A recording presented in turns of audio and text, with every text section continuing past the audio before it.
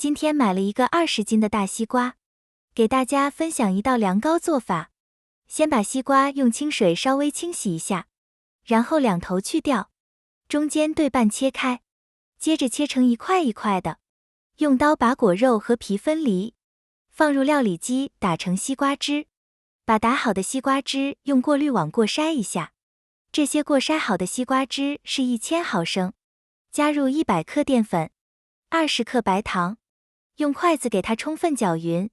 搅匀以后直接倒锅里，先用大火烧开，烧开以后改小火，中间要不停地搅拌，直到熬成这种粘稠的状态。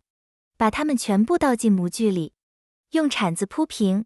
放凉以后放冰箱冷藏3个小时以上。现在冷藏好了，倒扣在盘子中，用刀切成小块，撒上椰蓉粉，这样 Q 弹香甜的西瓜凉糕就做好了。